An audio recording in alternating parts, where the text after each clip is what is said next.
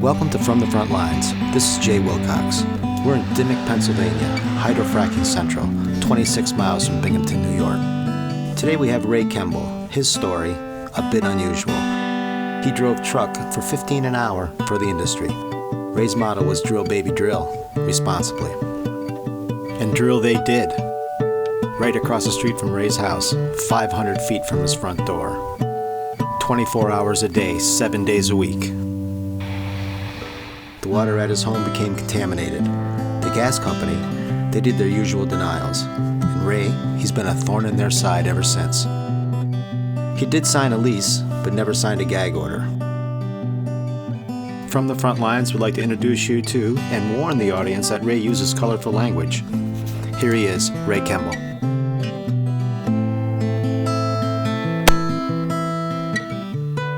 They got this toxicologist, and this one and that one and everything else coming.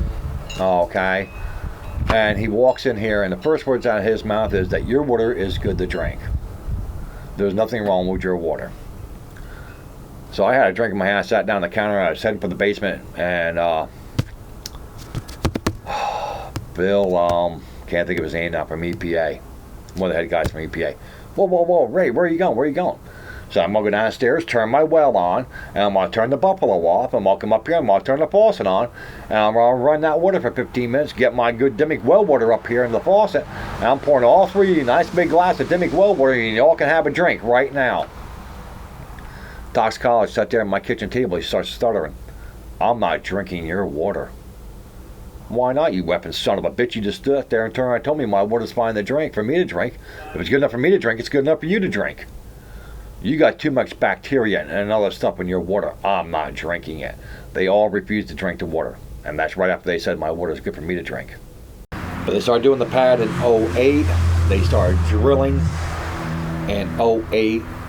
That, they had 3-4 rigs on that property drilling that.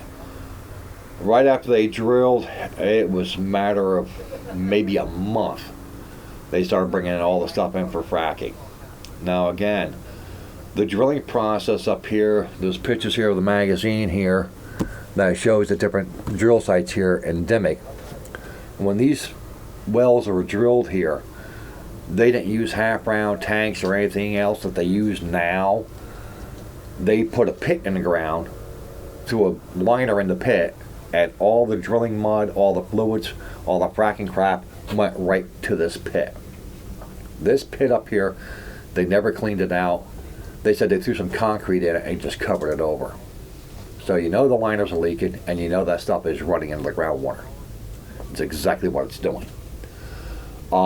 Same thing when they brought all the stuff in for fracking. Okay, all the frack tanks are set right out here, right on the ground. Alright, I saw 2 or 3 tanks leaking out here. I told one of the officials that the tanks were leaking, and they said, oh, we'll take care of it. They just kept filling the tank up, filling it up as it was running out of the bottom of the tank. Winter came. Well, of course, they had no clue about winter because all these idiots are from down south. They don't even know what a winter is. Okay? So all these tanks started freezing up, so they're trying to figure out how to stop them from freezing. I literally watched these guys up there, where they've gone to Walmart and every place else, and bought all the antifreeze they can get their hands on, and they're up there dumping gallon jugs of antifreeze into these frack tanks up here, try to stop the water from freezing. Then they use that water to frack the well with. But meanwhile, these 3 or 4 tanks up here are leaking with all that antifreeze into it, leaking onto the ground. The fracking process, that was like about a month, because they're having problems because it was freezing up. They got the fracking done. Then we did the flaring. That was loads of fun too. Just that wellhead's 541 feet from the house here. So you heard what that flaring sounded like up here the other day, so you can just imagine what my life was like here for 2 months while this was going on here, between the drilling and the fracking and the flaring. This whole they had a lot of problems here with this well. That's why they had 3 different rigs in here. The whole drilling process here is almost a month and a half. So all the pipes, all the clanging, you know, all the diesel engines running. And then same thing with the fracking, they were having problems here and everything else. And that's not counting the truck traffic and everything else. I used to drive a water truck for Chesapeake. All right, and I've been on several sites here too, and they didn't realize I was working up here. So I know what goes on the pads. We brought this up to Hanger and Perry in a meeting we had years back. And who are they? Hanger was the secretary. No, Hanger was. He was the secretary of DEP, and Perry was the director, if I remember right, of DEP. They're the two head honchos for DEP.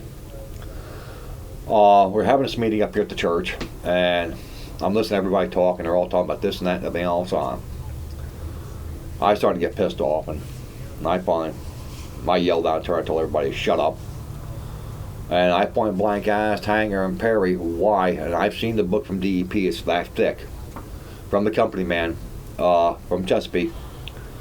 So why does Chesapeake, Chief, and everybody else have to put containment down for the well, for the drill site, That's right. for the drill, for the drill rig, okay? Depending on how many frac tanks are going in, depends on how big the containment has to be, how high the walls have to be, right down to the size of containment for the porta-johns. Everything has to be in a containment. Why does everybody else have to put containment down, but you let Cabot do whatever they want on these sites here and dump all this stuff right on the ground and you do nothing? And they go, well, we'll have to check into that. Check into what? You two are DEP, man. I go, the book came from you people. It went to Chesapeake and everybody else. Why do they have to put containment down for everything? But they can just turn around and dump everything they want right in the ground. Oil tanks sit in the ground for leaks. Oh, well, it goes in the ground. Don't worry about it. Everything around here that was done here, all this stuff sat right on the ground. There was no containment whatsoever. And to this day now, we never got an answer from them. Why? I guess it all depends on how much money you put in your pocket. It's the only way I can figure it. Now, I got a place basically that's worth zero because I don't have any water on it. Same thing with DEP. They promised they're going to put a pipeline in from Montrose down here so we all have water again and this and that and everything else. That went south. They cut a deal with Cabot.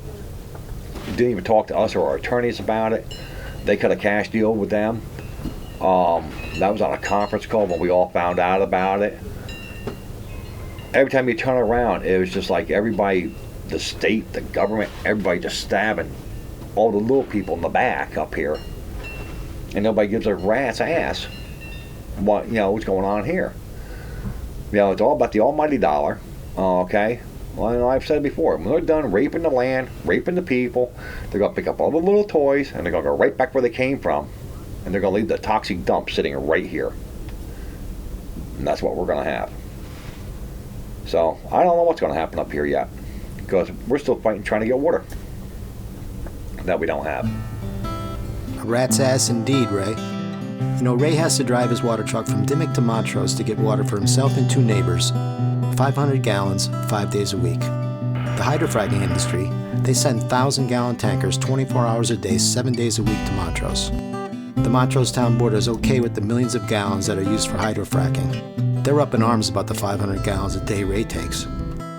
This is Jay Wilcox. Thanks for watching From the Front Lines.